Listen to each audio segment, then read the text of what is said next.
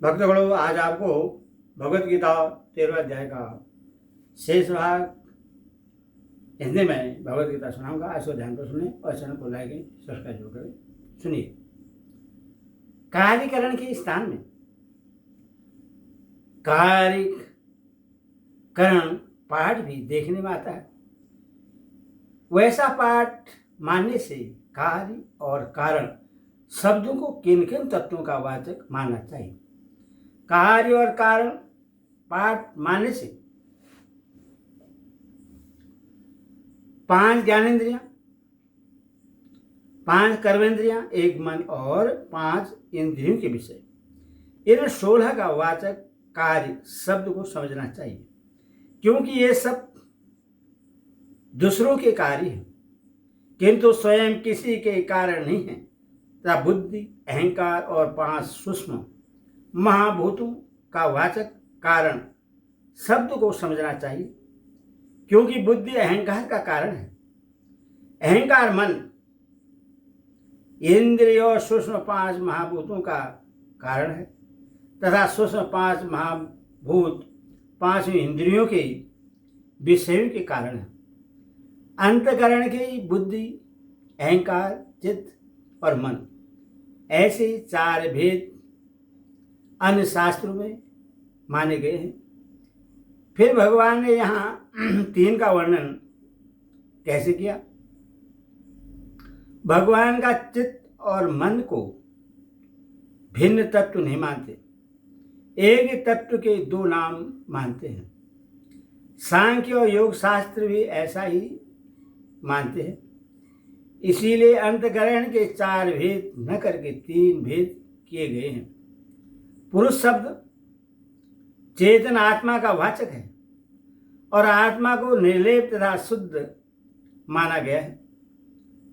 फिर यहाँ पुरुष को सुख दुखों के भोक्तापन में कारण कैसे कहा गया है। प्रकृति जड़ है, उसमें भोक्तापन की संभावना नहीं है और पुरुष असंग है, इसीलिए उसमें भी वास्तव में भोक्तापन नहीं है। प्रकृति की संग से ही पुरुष में भोक्तापन की प्रतीति सी होती है और यह प्रकृति पुरुष का संग अनादि है। इसीलिए यहाँ पुरुष को सुख दुखों के भोक्तापन में हेतु यानी निमित्त माना गया है।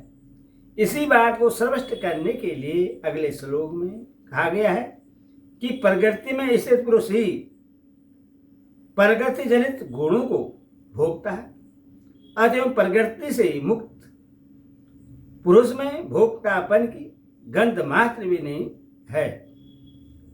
प्रकृति में स्थित ही पुरुष प्रकृति से उत्पन्न त्रिगुणात्मक पदार्थों को भोगता है और इन गुणों का संग ही इस जीवात्मा की अच्छी बुरी योनि में जन्म लेने का कारण है। यहाँ प्रकृति जान विशेषण के सहित गुणान पद किसका वाचक है तथा पुरुषों के साथ प्रकृतिस्थ विशेषण देकर उससे उन गुणों का भोक्ता बताने का क्या अभिप्राय है।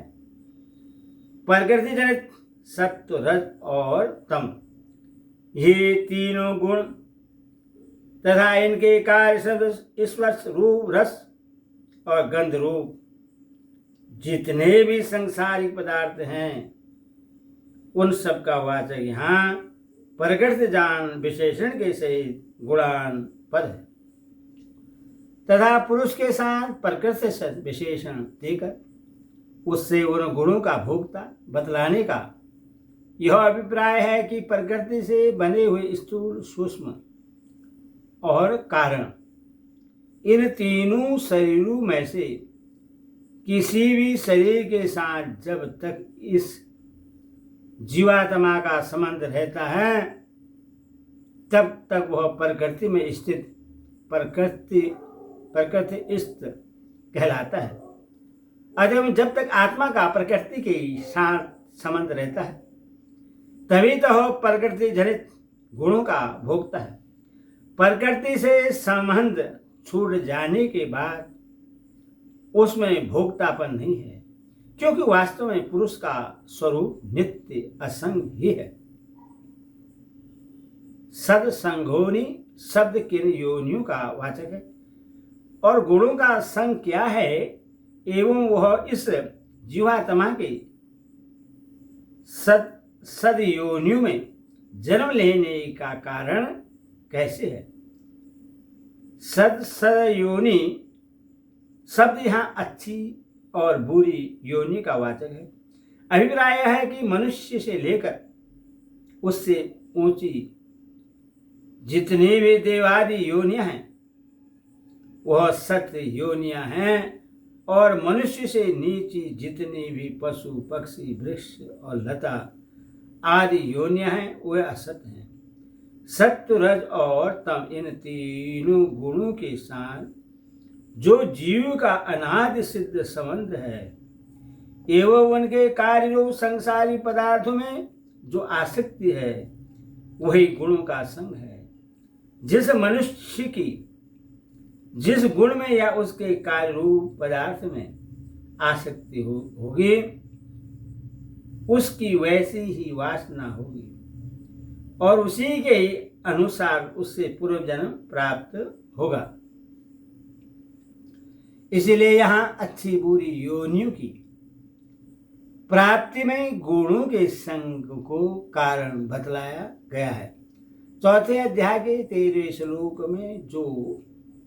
में तो भगवान ने यह कहा है कि गुण और कर्मों के अनुसार चारों वर्णों की रचना मेरे द्वारा की गई है। 8वें अध्याय के 6ठे श्लोक में यह बात कही है कि अंत काल में मनुष्य जिस जिस भाव का स्मरण करता हुआ जाता है उसी को प्राप्त होता है। एवं यहाँ यह कहते हैं कि अच्छी बुरी योनियों की प्राप्ति के कारण गुणों का संग है। इन तीनों का संबंध कैसे किया जा सकता है। तीनों में वस्तुतः असमंजस्य की कोई भी बात नहीं है। विचार करके देखने से तीनों में ही प्रक्रांत से गुणों के संग को अच्छी बुरी योनियों की प्राप्ति में हेतु बतलाया गया है। भगवान चारों वर्णों की रचना उनके गुण कर्मानुसार ही करते हैं। इसमें वन जीवों के गुणों का संग स्वाभाविक ही हेतु हो गया। मनुष्य जैसा कर्म और संग करता है उसी के अनुसार उसकी तीनों गुणों में से किसी एक में विशेष आसक्ति होती है और उन कर्मों के ही संस्कार बनते हैं तथा जैसे संस्कार होते हैं वैसे ही अंतकाल में स्मृति होती है और स्मृति के अनुसार ही उसको अच्छी बुरी योनियों की प्राप्ति होती है। अतः इसमें भी मूल में गुणों का संग ही हेतु है। इस श्लोक में तो स्पष्ट है कि गुणों के संग को हेतु बतलाया गया है। अतः तीनों में एक ही बात कही गई है। इस प्रकार प्रकृतिस्थ पुरुष के स्वरूप का वर्णन करने के बाद अब जीवात्मा और परमात्मा की एकता करते हुए आत्मा के गुणातीत स्वरूप का वर्णन करते हैं। इस देह में स्थित यह आत्मा वास्तव में परमात्मा ही है। वही साक्षी होने से उपद्रष्टा और यथार्थ सम्मति देने वाला होने से अनुमंता सबका धारण पोषण करने वाला होने से भरता जीव रूप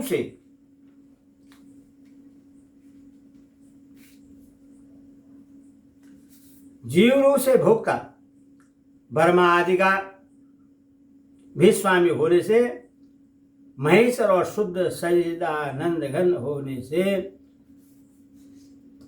परमात्मा ऐसा कहा गया है। इस देह में स्थित यह आत्मा वास्तव में परमात्मा ही है। इस कथन का क्या अभिप्राय है। इस कथन से क्षेत्र के गुणातीत स्वरूप का निर्देश किया गया है। अभिप्राय है कि प्रकृति जनित शरीरों की उत्पत्ति उपाधि से जो चेतन आत्मा अज्ञान के कारण जीव भाव को प्राप्त सा परिचित होता है, वह क्षेत्र वास्तव में इस प्रकृति से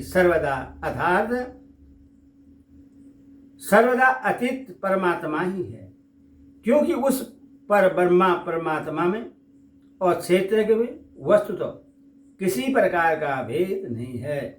केवल शरीर रूप उपाधि से ही भेद की प्रतीति हो रही है। वह आत्मा ही उपद्रष्टा, अनुमंता, भर्ता, भोक्ता, महेश्वर और परमात्मा भी कहा गया है। इस कथन का क्या अभिप्राय है? इस कथन से इस बात का प्रतिपादन किया गया है कि भिन्न भिन्न निमित्तों से एक ही परब्रह्मा परमात्मा भिन्न भिन्न नामों से पुकारा जाता है। वस्तु दृष्टि से ब्रह्मा में किसी प्रकार का भेद नहीं है। अभिप्राय है कि सच्चिदानंद घन पर ब्रह्मा ही अंतर्यामी रूप से सबके शुभ अशुभ कर्मों का निरीक्षण करने वाला है, इसीलिए उससे उपद्रष्टा कहते हैं। वही अंतर्यामी रूप से सम्मति चाहने वाले को उचित अनुचित देता है, इसीलिए उससे अनुमंता कहते हैं। वही विष्णु रूप से समस्त जगत का रक्षण और पालन करता है, इसीलिए उसे भर्ता कहते हैं। वही देवताओं के रूप में समस्त यज्ञों की हवि को और समस्त प्राणियों के रूप में समस्त भोगों को भोगता है, इसीलिए उससे भोक्ता कहते हैं। वही समस्त लोकपाल और ब्रह्मादि ईश्वरों का भी नियमन करने वाला महान ईश्वर है, इसीलिए उससे महेश्वर कहते हैं। और वस्तुतः वह सदा ही सब गुणों से सर्वदा अतीत है, इसीलिए उससे परमात्मा कहते हैं। इस प्रकार वह एक ही परब्रह्मा परमात्मा भिन्न भिन्न निमित्तों से भिन्न भिन्न नाम द्वारा पुकारा जाता है। वस्तु उसमें किसी प्रकार का भेद नहीं है। हरि ओम।